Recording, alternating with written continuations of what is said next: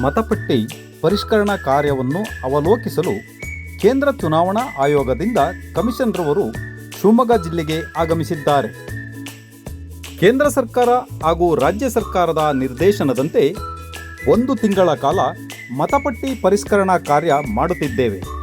BLOಗಳು ಮನೆ ಮನೆಗೆ ಹೋದಾಗ ಹೊಸ ಮತದಾರರ ಸೇರ್ಪಡೆ ಹಾಗೂ ಮತಪಟ್ಟಿ ಪರಿಷ್ಕರಣಾ ಫಾರಂಗಳನ್ನು ತುಂಬುವಾಗ ಮತದಾರರು ಯಾವುದೇ ಗೊಂದಲಕ್ಕೆ ಅವಕಾಶವಿಲ್ಲ, ಮತದಾರರು ಗಾಬರಿ ಆಗಬೇಕಿಲ್ಲ ಎಂದು ಸಾಗರ ತಾಲೂಕು ತಹಸೀಲ್ದಾರ್ ಡಾಕ್ಟರ್ ಪ್ರತಿಭಾ ಆರ್ ಅವರು ತಿಳಿಸಿದರು. ಈ ಸಂದರ್ಭದಲ್ಲಿ ನಾಡ ಕಚೇರಿಯ ಉಪ ತಹಸೀಲ್ದಾರ್ ಶಾಂತಮೂರ್ತಿ, ರಾಜಸ್ವ ನಿರೀಕ್ಷಕರಾದ ಕವಿರಾಜ್, ಗ್ರಾಮ ಪಂಚಾಯತ್ ಆಡಳಿತಾಧಿಕಾರಿ ವಾಣಶ್ರೀ ಹಾಗೂ ಹೋಬಳಿಯ ಗ್ರಾಮ ಆಡಳಿತ ಅಧಿಕಾರಿಗಳು, ಗ್ರಾಮ ಸಹಾಯಕರು ಹಾಗೂ BLOಗಳು ಉಪಸ್ಥಿತರಿದ್ದರು. ಎಲ್ರಿಗೂ ನಮಸ್ಕಾರ.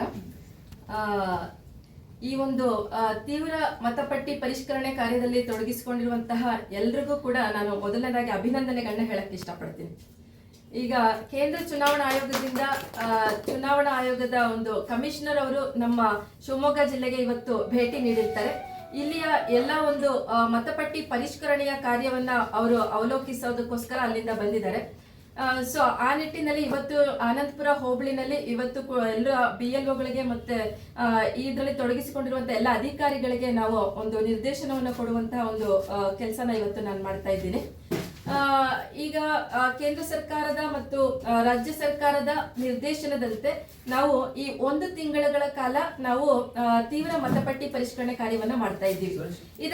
ಇದರ ಒಂದು ಮುಖ್ಯವಾದ ಉದ್ದೇಶ ಏನಪ್ಪಾ ಅಂತ ಹೇಳಿದ್ರೆ, ಅರ್ಹ ಮತದಾರರು ಯಾರು ಕೂಡ ಮತಪಟ್ಟಿಯಿಂದ ಬಿಟ್ಟು ಹೋಗಬಾರದು, ಹಾಗೇನೆ ಅನರ್ಹ ಮತದಾರರು ಯಾರು ಕೂಡ ಪಟ್ಟಿಯಲ್ಲಿ ಇರಬಾರದು ಎನ್ನುವಂತಹ ಒಂದು ಉತ್ತಮವಾದಂತಹ ಉದ್ದೇಶದಿಂದ ಈ ಒಂದು ತೀವ್ರ ಮತಪಟ್ಟ ಪರಿಷ್ಕರಣೆ ನಡೀತಾ ಇದೆ.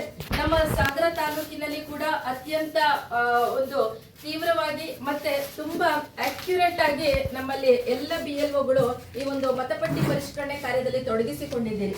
ಇಲ್ಲಿ ಆನಂದಪುರ ಹೋಬಳಿಯಲ್ಲೂ ಕೂಡ ಅಷ್ಟೇನೆ ತುಂಬಾ ಚೆನ್ನಾಗಿ ಎಲ್ಲ ಅಧಿಕಾರಿಗಳು, BLOಗಳು, DTಗಳು, RIಗಳು ಎಲ್ಲರೂ ಕೂಡ ಇದರಲ್ಲಿ ತೊಡಗಿಸಿಕೊಂಡಿರ್ತೇವೆ. ಜೊತೆಗೆ ಇಲ್ಲಿ ಏನು ಮತಪಟ್ಟಿ ಪರಿಷ್ಕರಣೆ ಕಾರ್ಯ ನಡೀತಾ ಇದೆ, ಮುಂದಿನ ತಿಂಗಳ 29ನೇ ತಾರೀಕಿನವರೆಗೂ ಕೂಡ ನಡೆಯುತ್ತೆ. ಇಲ್ಲಿ ಎಲ್ಲರೂ ಕೂಡ ಒಂದು ಅಕ್ಯುರೇಟ್ ಆಗಿ ಇದರ ಕಾರ್ಯವನ್ನ ನಿರ್ವಹಿಸಬೇಕಾಗತ್ತೆ. ಇಲ್ಲಿ ಯಾರಾದ್ರೂ ASDD ಅಂದ್ರೆ ಆಬ್ಸೆಂಟೀಸ್ ಇರ್ಬೋದು, ಶಿಫ್ಟೆಡ್ ಇರ್ಬೋದು, ಡೆತ್ ಮತ್ತೆ ಡ್ಯೂಪ್ಲಿಕೇಟೆಡ್ ಆ ರೀತಿಯಾದಂತಹ ಒಂದು ಮನೆಗಳು ಕಂಡು ಬಂದಾಗ ಲಾಕ್ಡ್ ಮತ್ತೆ ಶಿಫ್ಟೆಡ್ ಹೌಸಸ್ ಇದ್ರೆ 3 ಬಾರಿ ಅವರು ಮನೆಯನ್ನ ಭೇಟಿ ನೀಡಲೇಬೇಕು. ಅದಾದ ನಂತರ ನಾವು ತೀರ್ಮಾನವನ್ನ ಕೈಗೊಳ್ಳಬೇಕಾಗುತ್ತೆ. ಇಲ್ಲಿ ನಮ್ಮ ಸಾಗರ ತಾಲೂಕಿನಲ್ಲಿ ಉತ್ತಮವಾದಂತಹ ಒಂದು ಪ್ರಗತಿ ಕಂಡು ಬಂದಿದೆ. ಈಗಾಗಲೇ ನಾವು 100% ಪ್ರಗತಿಯನ್ನ ಸಾಧಿಸೋದೆಡೆಗೆ ನಾವು ಮುನ್ನುಗ್ಗಿದ್ದೀವಿ.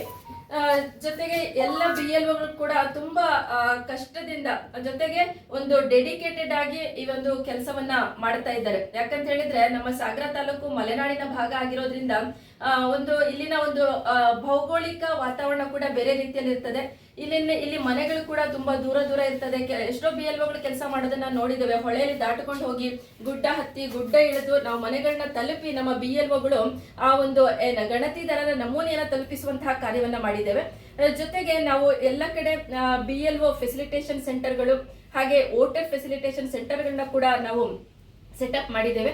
ಯಾವುದೇ ಒಂದು ಮತದಾರರಿಗೆ ಆ ಒಂದು ನಮೂನೆಯನ್ನ ತುಂಬಿಸುವಲ್ಲಿ ಏನಾದ್ರೂ ಒಂದು ಕಷ್ಟ ಕಂಡು ಬಂದ್ರೆ ಖಂಡಿತ ನಮ್ಮನ್ನ ಅಪ್ರೋಚ್ ಮಾಡಬಹುದು. ವೋಟರ್ ಫೆಸಿಲಿಟೇಷನ್ ಸೆಂಟರ್ ನಲ್ಲಿ ನಮ್ಮ ಅಧಿಕಾರಿಗಳು ಇರ್ತಾರೆ. ಅವರು ನಿಮಗೆ ಆ ಒಂದು ಏನು ಗಣತಿದಾರ ನಮೂನೆ ಇದೆ ಅದನ್ನ ತುಂಬಿಸ್ಲಿಕ್ಕೆ ನಿಮಗೆ ಸಹಾಯವನ್ನ ಮಾಡುತ್ತಾರೆ. ಜೊತೆಗೆ ಇಲ್ಲಿ ನಾವು 2002ರ ಏನು ಒಂದು ಮತಪಟ್ಟಿಯಲ್ಲಿ ನಿಮ್ಮ ಒಂದು ಮಾಹಿತಿ ಇರುತ್ತೆ, ಅದಕ್ಕೆ ನಾವು ಒಂದು ಟ್ಯಾಲಿಯನ್ನ ಮಾಡಿಕೊಳ್ಳುವಂತಹ ಒಂದು ಕೆಲಸ ಕೂಡ ಆಗುತ್ತೆ. ಜೊತೆಗೆ ಹೊಸ ಮತದಾರರನ್ನ ಸೇರಿಸುವಂತಹ ಕಾರ್ಯ ಕೂಡ ಇದು ನಡೀಲಿಕ್ಕೆ ಸಾಧ್ಯ ಇದೆ. ಒಟ್ಟಾರೆ ಎಲ್ಲ ಅರ್ಹ ಮತದಾರರು ಕೂಡ ಒಂದು ಮತಪಟ್ಟಿಯಲ್ಲಿ ಬರ್ಲಿಕ್ಕೆ ನಾವೆಲ್ಲ ಒಂದು ಕ್ರಮವನ್ನ ತಗೊಂಡಿದ್ದೇವೆ. ಇಲ್ಲಿ ನಮ್ಮ ಇಲ್ಲಿನ ERO ಆದಂತಹ ಏನು ಎಲೆಕ್ಟ್ರಲ್ ಆಫೀಸರ್ ಇದ್ದಾರೆ ನಮ್ಮ AC ಸರ್ ಅವರು, ವೀರೇಶ್ ಕುಮಾರ್ ಅವರು ಕೂಡ ಇದರ ಒಂದು ಉತ್ತಮವಾದಂತಹ ನಿರ್ದೇಶನಗಳನ್ನ ಕೊಟ್ಟುಕೊಂಡು ಇದನ್ನ ಮುಂದುವರಿಸ್ತಾ ಇದ್ದಾರೆ. ಹಾಗೇನೆ ನಾನು ತಹಶೀಲ್ದಾರ್ ಆಗಿ ಕೂಡ ನಮ್ಮದೇ ಆದಂತಹ ಒಂದು ಕಾರ್ಯದಲ್ಲಿ ನಾವು ಕೂಡ ತೊಡಗಿದ್ದೇವೆ. ಜೊತೆಗೆ ಎಲ್ಲ ಅಧಿಕಾರಿಗಳು ಕೂಡ ತುಂಬಾ ಚೆನ್ನಾಗಿ ಈ ಒಂದು ಗಣತಿ ಕಾರ್ಯದಲ್ಲಿ ತೊಡಗಿಸಿಕೊಂಡು ಎಲ್ಲರೂ ಕೂಡ ತುಂಬಾ ಚೆನ್ನಾಗಿ ಇದನ್ನ ನಡೆಸಿಕೊಂಡು ಹೋಗ್ತಾ ಇದ್ದಾರೆ. ಜೊತೆಗೆ ಇನ್ನು ಉಳಿದಂಥ ಒಂದು ದಿನಗಳಿದೆ, ಅಲ್ಲಿ ಕೂಡ ನಾವು ಉತ್ತಮವಾಗಿ ಕಾರ್ಯವನ್ನ ಮಾಡಲಿಕ್ಕೆ ನಾವೆಲ್ಲರೂ ಕೂಡ ತುಂಬಾ ಪ್ಲಾನ್ ಮಾಡ್ಕೊಳ್ತಾ ಹೋಗ್ತಾ ಇದ್ದೀವಿ. ಜೊತೆಗೆ ಯಾವುದೇ ಮತದಾರರಿಗೂ ಏನೇ ಒಂದು ಸಂಶಯ ಇದ್ರೂ ಕೂಡ ನಮ್ಮನ್ನ ಕಾಂಟ್ಯಾಕ್ಟ್ ಮಾಡ್ಬೋದು. ಪ್ರತಿ ಹೋಬಳಿನಲ್ಲೂ ಕೂಡ ನಾವು ವೋಟರ್ ಫೆಸಿಲಿಟೇಷನ್ ಸೆಂಟರ್ಗಳನ್ನ ಮಾಡಿದ್ದೀವಿ. ಅಲ್ಲಿ ಬಂದ್ರೆ ನಿಮ್ಗೆ ಏನು ಮಾಹಿತಿ ಬೇಕು ಅದು ಖಂಡಿತ ನಿಮ್ಗೆ ಸಿಗತ್ತೆ. ಜೊತೆಗೆ ಎಲ್ಲ BLOಗಳಿಗೂ ಕೂಡ ನಾವು ಅವರಿಗೆ ಒಂದು ಟೆಕ್ನಿಕಲ್ ಸಪೋರ್ಟ್ ಕೊಡ್ಲಿಕ್ಕೆ ಕೂಡ ನಮ್ಮಲ್ಲಿ ಎಲ್ಲ ಫೆಸಿಲಿಟೇಷನ್ ಸೆಂಟರ್ಗಳನ್ನ ಕೂಡ ನಾವು ತೆರೆದಿಟ್ಟಿರ್ತೇವೆ. ಸೊ ಒಟ್ಟಾರೆ ನಮ್ಮ ಸಾಗರ ತಾಲೂಕಿನಲ್ಲಿ ಅತ್ಯುತ್ತಮವಾಗಿ ಈ ಒಂದು ತೀವ್ರ ಮತಪಟ್ಟಿ ಪರಿಷ್ಕರಣೆ ಕಾರ್ಯ ನಡೀತಾ ಬರ್ತಾ ಇದೆ. ಸೊ ಇದನ್ನ ಒಂದು ಯಶಸ್ವಿಯಾಗಿ ಮುಗಿಸಿ ಎಲ್ಲ ಅರ್ಹ ಮತದಾರರು ಕೂಡ ಮತಪಟ್ಟಿಲಿ ಇರುವ ಹಾಗೆ ನಾವು ನೋಡ್ಕೊಳ್ತೇವೆ. ಹಾಗೇನೆ ಅನರ್ಹ ಮತದಾರರು ಯಾರು ಇಲ್ಲದ ಹಾಗೆ ನಾವು ಕ್ರಮವನ್ನು ಕೈಗೊಳ್ತೇವೆ. ಈಗ ತಾವು ಹೇಳಿದ್ರಿ ತಾಂತ್ರಿಕವಾಗಿ ಏನು SIR ಅನ್ನು ಅಪ್ಲೋಡ್ ಮಾಡಬೇಕು, ಆ ಸಂದರ್ಭದಲ್ಲಿ ನೆಟ್ವರ್ಕ್ಗಳ ಸಮಸ್ಯೆಯನ್ನು BLOಗಳು ಅನುಭವಿಸ್ತಾ ಇದ್ದಾರೆ.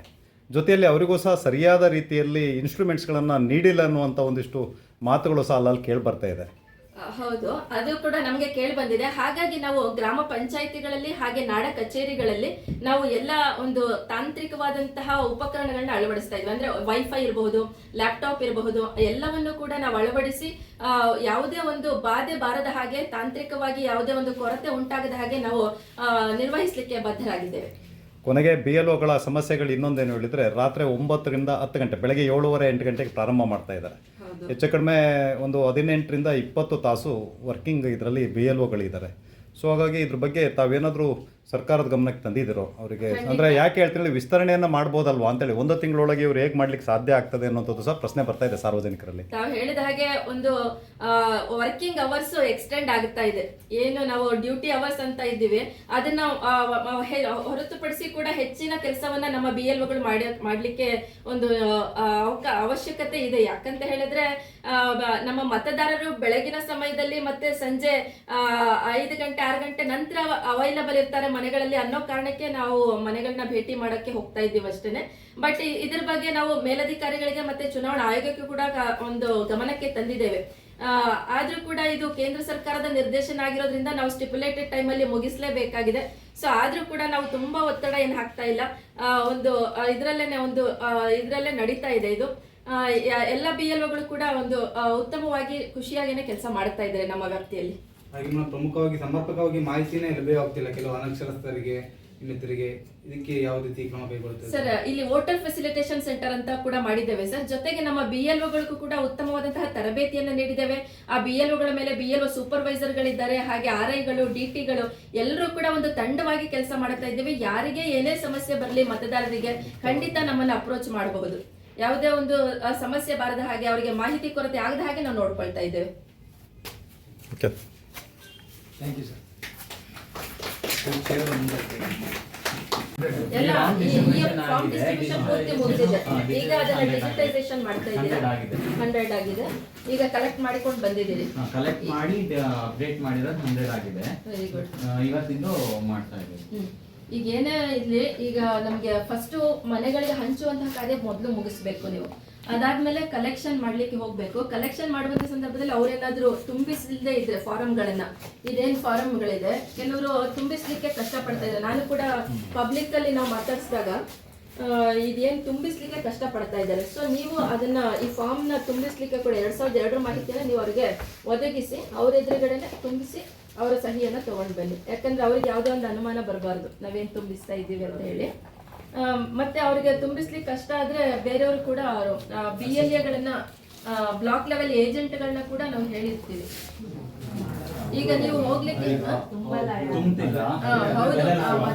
ಮತದಾರರ ತುಂಬಲಿಕ್ಕೆ ಮೇಡಮ್ ಹೇಳ್ದಂಗೆ ಅವ್ರು ನಿಮಗೆ ಅಡಿಷನಲ್ ಆಗಿ ಕೊಟ್ಟಿದ್ದು, ನೀವೇ ಫಸ್ಟ್ ಪ್ರಿಯಾರಿಟಿನಲ್ಲಿ ಅವರಿಗೆ ಗೈಡ್ ಮಾಡಬೇಕು. ಈಗ ನಾನ್ ಕೂಡ ಸಾರ್ವಜನಿಕರನ್ನ ಮಾತಾಡಿಸಿದಾಗ ನಾವೇನ್ ಮಾಹಿತಿ ಇದನ್ನ ಫಾರ್ಮ್ ಕೊಟ್ಟು ಬರ್ತೀವಿ ಅದನ್ನ ತುಂಬಿಸ್ಲಿಕ್ಕೆ ಅವರಿಗೆ ಸ್ವಲ್ಪ ಎಡಚಾಗ್ತಾ ಇದೆ. ಅಂದ್ರೆ ಮಾಹಿತಿ ಕೊರತೆ ಇರಬಹುದು ಅಥವಾ ಒಂದು ಭಯ ಇರಬಹುದು. ಸೊ ಆ ಸಂದರ್ಭದಲ್ಲಿ ನಾವು BLOಗಳಾಗಿ ಅವ್ರಿಗೆ ಸಹಾಯ ಮಾಡಬೇಕು. ಈಗ ನಮಗೆ ಆನ್ಲೈನ್ ಅಲ್ಲಿ ಒಂದು ಅವರದ್ದೊಂದು ಎಪಿಕ್ ಕಾರ್ಡ್ ನಂಬರ್ ಹಾಕಿದ್ರೆ ಅದು ಪೂರ್ತಿ ಮಾಹಿತಿ ಬರುತ್ತೆ. ಗೊತ್ತಿದೆ ಅಲ್ವಾ ನಿಮ್ಗೆ? ECI ನೆಟ್ ಅಲ್ಲಿ ನಮಗೆ ಅದ್ರ ಮಾಹಿತಿ ಸಿಗುತ್ತೆ. ಸೊ ECI ನೆಟ್ ಏನಿದೆ ಅದನ್ನ ಓಪನ್ ಮಾಡಿ. ಆ ECI ನೆಟ್ ECI ನೆಟ್ ಅದು ಓಪನ್ ಮಾಡಿ ಅಲ್ಲಿ ಒಂದು ಎಪಿಕ್ ನಂಬರ್ ಹಾಕಿ. ಅಲ್ಲಿ 2002ರಲ್ಲಿ ಅವ್ರದ್ದು ಮತಪಟ್ಟಿ ಇಲ್ಲಿ ಏನು ಮಾಹಿತಿ ಇತ್ತು, ಯಾವ ಬೂತ್ ಇರ್ಬೋದು, ಎಲ್ಲಿ ಅವ್ರು ಓಟ್ ಹಾಕ್ತಾರೆ, ಅದೆಲ್ಲ ಮಾಹಿತಿಯನ್ನ ನಾವು ಇದರಲ್ಲಿ ತಗೊಳ್ಬಹುದು. ಸೊ ಈ ರೀತಿ ECI ನೆಟ್ ಅಲ್ಲಿ ನಿಮ್ಗೆ ಎಲ್ಲ ಮಾಹಿತಿ ಕೂಡ ಸಿಗುತ್ತೆ. ಸೊ ನೀವು ಕಲೆಕ್ಟ್ ಮಾಡ್ಲಿಕ್ಕೆ ಹೋದಾಗ ಅವ್ರು ತುಂಬಿಸಿಲ್ದೇ ಇದ್ರೆ ನೀವು ಅದನ್ನ ಸಮಾಧಾನವಾಗಿ ಅವ್ರಿಗೆ ತಿಳಿಸಿ ಹೇಳ್ಬೇಕಾಗತ್ತೆ. ತುಂಬಿಸಿಲ್ಲ ಅಂತ ಹೇಳಿ ಅವ್ರ ಮೇಲೆ ಯಾವುದೇ ಒಂದು ಕೋಪ ಮಾಡೋದು ಅದೆಲ್ಲ ಆಗ್ಬಾರ್ದು. ಬದಲಾಗಿ ಅವ್ರಿಗೆ ಏನ್ ಮಾಹಿತಿ ಸಿಗಬೇಕೋ ಅದನ್ನ ನಾವು ಒದಗಿಸ್ಬೇಕಾಗತ್ತೆ. ಒಂದು ಸಮಾಧಾನನೇ ಇಲ್ಲಿ ಮುಖ್ಯ, ಗೊತ್ತಾಯ್ತಾ? ಸೊ ಈಗ ಎಲ್ಲ ಬಹುಶಃ ಎಲ್ಲ 100% ನಾವು ಮತದಾರರಿಗೆ ನಮೂನೆಯನ್ನು ತಲುಪಿಸಿದೀವಿ ಅಂತ ಅನ್ಕೊಳ್ತೀನಿ, ಹೌದಾ?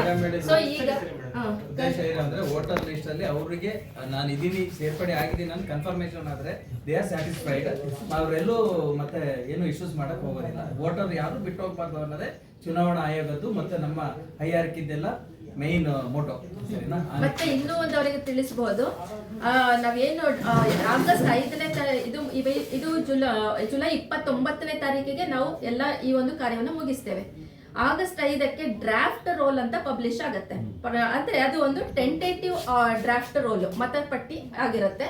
ಸೊ ಅಲ್ಲಿಂದ 1 ತಿಂಗಳ ಸಮಯ ಅವರಿಗೆ ಕೊಡ್ತೇವೆ ನಾವು, ಅಂದ್ರೆ ಕ್ಲೈಮ್ಸ್ ಅಂಡ್ ಅಬ್ಜೆಕ್ಷನ್ಸ್ ಮಾಡ್ಲಿಕ್ಕೆ. ಯಾರಿಗಾದ್ರೂ ಹೆಸರನ್ನ ಬಿಟ್ಟು ಹೋಗಿದ್ರೆ ಆ ಸಂದರ್ಭದಲ್ಲಿ ಅವರು ನಮ್ಗೆ ಅಬ್ಜೆಕ್ಷನ್ಸ್ ನ ಕೊಡಬಹುದು. ಖಂಡಿತ ನಾವು ಅದನ್ನ ಹೆಸರನ್ನು ಸೇರಿಸಲಿಕ್ಕೆ ಅವರು ಸೂಕ್ತವಾದಂತಹ ಒಂದು ಕಾರಣ ನೀಡಿ ಅವ್ರ ಹೆಸರೇನಾದ್ರು ಬಿಟ್ಟು ಹೋಗಿದ್ರೆ ಖಂಡಿತ ನಮ್ಮ ಗಮನಕ್ಕೆ ತಂದು ಅವರ ಒಂದು ದಾಖಲಾತಿಗಳನ್ನ ನೋಡಿ ನಾವು ಖಂಡಿತ ಅದನ್ನ ಮತ್ತೆ ಸೇರಿಸುವಂತಹ ಅವಕಾಶ ಇರುತ್ತೆ. ಸೊ ಹಾಗಾಗಿ ಇದನ್ನ ಹೇಳ್ಬೇಕು ಅವ್ರಿಗೆ. ಆಗಸ್ಟ್ 5ಕ್ಕೆ ಡ್ರಾಫ್ಟ್ ರೋಲ್ ಪಬ್ಲಿಷ್ ಆಗುತ್ತೆ. ಅಲ್ಲಿ ಕೂಡ ನಿಮ್ಗೆ ಏನಾದ್ರು ಅಸಮಾಧಾನಗಳಿದ್ರೆ ತಹಶೀಲ್ದಾರ್ ಅವರಿಗೆ ಮತ್ತೆ ಅಸಿಸ್ಟೆಂಟ್ ಕಮಿಷನರ್ ಅವರಿಗೆ ಅಪೀಲ್ ಹೋಗ್ಬೋದು. ಅಂದ್ರೆ ಅವರ ಗಮನಕ್ಕೆ ತಂದ್ರೆ ಕೂಡ ಮತ್ತೆ ಅದನ್ನ ಅವರು ಸೇರಿಸಲಿಕ್ಕೆ ಕೂಡ ಅವಕಾಶ ಇರುತ್ತೆ. ಹಾಗಾಗಿ ಈಗೇನು ನಾವು ಕೆಲಸ ಮಾಡ್ತೀವಿ, this is not final. So draft roll ಆದ್ಮೇಲೆ ಕೂಡ ಅಬ್ಜೆಕ್ಷನ್ಸ್ ನ ಕ್ಲೈಮ್ಸ್ ನ ಮಾಡ್ಲಿಕ್ಕೆ ಖಂಡಿತ ಅವಕಾಶ ಇದೆ. ಸೊ ಯಾರು ಕೂಡ ಒಂದು ಗಾಬರಿ ಆಗ್ಬೇಕಾದಂತ ಅವಶ್ಯಕತೆ ಇಲ್ಲ. ಈ ಒಂದು ವಿಷಯವನ್ನ ಮತದಾರರ ಗಮನಕ್ಕೆ ನೀವು ತರಬೇಕಾಗುತ್ತೆ. ಮೇಡಮ್ ಅವ್ರು ಕೇಳ್ತಾರೆ ಮೇಡಮ್ ಇದು ಯಾಕೆ ಅಂತ ಹೇಳಿ ಅವಾಗ ಹೇಳಿದೀವಿ ಮೇಡಮ್. ಇನ್ ಕೇಸ್ ನಿಮ್ದು ಏನಾದ್ರು ಮಿಸ್ಟೇಕ್ ಆದ್ರೆ ಆ ಸಂದರ್ಭದಲ್ಲಿ ನೀವು ಅಪೀಲ್ ಮಾಡ್ಬೋದು ನಮ್ಮ ಮೇಲೆ ಅಂತ ಅವ್ರ ಹತ್ರ ಇರೋ ಕಾಪಿ. ಮೇಡಮ್ ಇನ್ನೊಂದೇನು ಹೇಳಿದರೆ, ಇಲ್ಲಿ ಉದಾಹರಣೆಗೆ ಗಣತಿ ನಮೂನೆ ಪಟ್ಟಿಯಲ್ಲಿ ಇಲ್ಲಿ ಕನ್ನಮ್ಮ ಅಂತ ಇದೆ. ಆಧಾರ್ ಕಾರ್ಡಲ್ಲಿ ಕನ್ನಮ್ಮ ಬಿ ರಾಮಪ್ಪ ಅಂತನೋ ಅಥವಾ ಇನ್ನೇನೋ ಕಂಟಿನ್ಯೂಷನ್ಸ್ ನೇಮ್ ಇರುತ್ತೆ. ಸೊ ಅದು ಭಾಳ ಜನರಲ್ಲಿ ಗೊಂದಲಗಳಾಗ್ತಾ ಇರೋಂಥದ್ದು. ಸೊ ಅವ್ರು ಏನು ಹೇಳ್ತಿದ್ದಾರೆ, ನಿಮ್ಮ BLOಗಳು ಸಹ ಮತದಾರರ ಹೆಸರು ಅಂತ ಏನು ಗಣತಿ ನಮೂನೆಯಲ್ಲಿ ಕೊಟ್ಟಿದ್ರು ಅದೇ ಆಗಬೇಕು, ಆಧಾರ್ ಕಾರ್ಡಲ್ಲಿ ಇರೋದನ್ನು ಬರೀಬಾರ್ದು ಅಂತೇಳಿ. ಸೊ ಭಾಳಷ್ಟು ಜನ ಆಧಾರ್ ಕಾರ್ಡ್ ಇರೋದನ್ನು ಬರೆದಿರೋದನ್ನು ಸಹ ನಾವು ನೋಡ್ತಾ ಇದ್ದೇವೆ. ಸೊ ಇದು ಗೊಂದಲಗಳು ಹೇಗೆ ಅಂತೇಳಿ, ಯಾಕಂದರೆ ಮತ್ತೆ ನೀವು ಹೇಳಿದ್ರಿ ಪರಿಷ್ಕರಣೆ ಆಗ್ತದೆ ನೆಕ್ಸ್ಟ್ ಅಂತ. ಬಟ್ ಆಧಾರ್ ಕಾರ್ಡಲ್ಲಿ ಆ ನೇಮ್ ಇರೋದ್ರಿಂದ ಹೇಗೆ ಮಾಡಬೇಕಿದೆ ಅಂತ ಭಾಳ ಇದೆ, ಭಾಳ ಇದೆ. ಅದನ್ನ ಸರಿಪಡಿಸೋಕೆ ಅವಕಾಶ ಇದೆ. ಅದು ನವೀನ್ ಏನು ಗೊತ್ತಾ, ಅದು ಸ್ಕ್ಯಾನ್ ಮಾಡ್ತಾರಲ್ಲ ಅವಾಗ 2 ಡೀಟೇಲ್ಸ್ ತಗೊಳ್ಳೋ ಸರ್. ನಾನು ಅನ್ಕೊಂಡಿದ್ದೇನೆ ಇದು ಹಿಂದಿನ ಮಾಹಿತಿ ತಗೊಳ್ತಾ ಇದ್ದೀವಿ. ನಂಬರ್ 8 ಅನ್ನು ಹಾಕಿ ನಂತರದಲ್ಲಿ ಮಾಡ್ತೀವಿ. ಈಗ SIR ಮಾಡ್ತಾ ಇರೋದ್ರಿಂದ ಬಿಸಿ ಇರೋದ್ರಿಂದ ನಾವು ಕರೆಕ್ಷನ್ ಮಾಡೋಕ್ಕಲ್ಲ. ಜಸ್ಟ್ ನಿಮ್ಮ ಮಾಹಿತಿಯನ್ನು ನಾವು ಅಪ್ಲೋಡ್ ಮಾಡ್ತೀವಿ. ಇದಕ್ಕೂ ಕೂಡ ನಮ್ಮ ಚುನಾವಣಾ ಆಯೋಗದಲ್ಲಿ ಒಂದು ಪರಿಹಾರ ಇದೆ. ಇದು ಫಾರ್ಮ್ ನಂಬರ್ 8 ಅಂತ ಇದೆ. ಅದರಲ್ಲಿ ನಾವು ಹೆಸರನ್ನಾಗ್ಲಿ ಅಥವಾ ಬೇರೆ ವಿವರವನ್ನಾಗ್ಲಿ ಮತದಾರರಿಗೆ ಸಂಬಂಧಪಟ್ಟಂಗೆ ಕರೆಕ್ಷನ್ ಮಾಡ್ಲಿಕ್ಕೆ ಅದರಲ್ಲಿ ಫಾರ್ಮ್ ನಂಬರ್ 8 ಅಲ್ಲಿ ಅವಕಾಶ ಇರುತ್ತೆ. ಸೊ ಇವಾಗ ಏನು ಹೆಸರು ಸೇರಿಸುವಂತ ಪ್ರಕ್ರಿಯೆ ಆಗಿ ಹೋಗ್ಲಿ, ನಂತರ ಅವರಲ್ಲಿ ಹೆಸರಿನ ಬಗ್ಗೆ ಆಗ್ಲಿ ಬೇರೆ ಒಂದು ವಿಷಯದ ಅವರ ಕಾಲಂ ಬಗ್ಗೆ ಅವರಿಗೆ ಅಬ್ಜೆಕ್ಷನ್ ಇದೆ ಅಥವಾ ಕರೆಕ್ಷನ್ ಆಗ್ಬೇಕಾಗಿದ್ರೆ, ಎಡಿಟ್ ಆಗಬೇಕಾಗಿದ್ರೆ ಅವ್ರ ಫಾರ್ಮ್ ನಂಬರ್ 8 ಅನ್ನ ಕೊಟ್ರೆ ಖಂಡಿತ ನಾವು ಅದನ್ನ ಎಡಿಟ್ ಮಾಡ್ಲಿಕ್ಕೆ ಅವಕಾಶ ಇದೆ. ಸೊ ಅದಕ್ಕೆ ಕೂಡ ನಮ್ಮ BLOಗಳು ಸಹಾಯ ಮಾಡ್ತಾರೆ. ತುಂಬುವಂತವರಿದ್ರೆ ಅವರು ಫಾರ್ಮ್ ನಂಬರ್ 6 ಅನ್ನ ಕೊಟ್ರೆ ಅವರಿಗೆ ಹೊಸ ಮತದಾರರ ಒಂದು ಸೇರ್ಪಡೆಗೂ ಕೂಡ ಅವಕಾಶ ಇರುತ್ತೆ. ಅದ್ರ ಬಗ್ಗೆನೂ ಕೂಡ ನೀವು BLOಗಳು ಮನೆಗಳಿಗೆ ಹೋದಾಗ ಅಲ್ಲಿ ಏನು ಹೊಸ ಮತದಾರರಿಗೆ ಕೂಡ ನೀವು ಮಾಹಿತಿಯನ್ನ ಕೊಟ್ಟು ಬರಬೇಕು. ಫಾರ್ಮ್ ನಂಬರ್ 6 ಅನ್ನ ಕೊಡಿ, ನಿಮ್ಮ ಹೆಸರು ಸೇರ್ಪಡೆ ಆಗುತ್ತೆ ಅಂತ. ಕರೆಕ್ಷನ್ ಇದ್ರೆ ಫಾರ್ಮ್ ನಂಬರ್ 8 ಅನ್ನ ಕೊಡಿ, ಅದು ಕರೆಕ್ಷನ್ ಆಗುತ್ತೆ ಅಂತ ಹೇಳಿ. ಸೊ ಹಾಗಾಗಿ ಇಲ್ಲಿ ಯಾವುದೇ ರೀತಿಯ ಗೊಂದಲಕ್ಕೂ ಅವಕಾಶ ಇಲ್ಲ, ಮತದಾರರು ಗಾಬರಿ ಆಗಬೇಕಾಗಿಲ್ಲ, ಎಲ್ಲದಕ್ಕೂ ಪರಿಹಾರ ಇದೆ. ಇಲ್ಲಿ ನಾವು ಎಲ್ಲ ಕೂಡ ತಹಶೀಲ್ದಾರ್ ಇರ್ಬೋದು, ACR ಇರ್ಬೋದು, BLOಗಳು ಎಲ್ಲರೂ ಕೂಡ ಈ ನಿಟ್ಟಿನಲ್ಲಿ ನಾವು ಕಂಕಣಬದ್ಧರಾಗಿ ಕೆಲಸ ಮಾಡ್ತಾ ಇದ್ದೀವಿ. ಯಾವುದೇ ಗೊಂದಲಗಳಿಲ್ಲದ ಹಾಗೆ ನಮ್ಮಲ್ಲಿ ಸಾಗರ ತಾಲೂಕಿನಲ್ಲಿ ಒಂದು SIR ಕಾರ್ಯ ನಡೀತಾ ಇದೆ. ಮುಂದೆನೂ ಕೂಡ ನಡೆಯುತ್ತೆ. ಯಾವುದೇ ಒಂದು ಗೊಂದಲಗಳಿದ್ರು ನಮ್ಮನ್ನ ಬಂದು ಕಾಣಬಹುದು.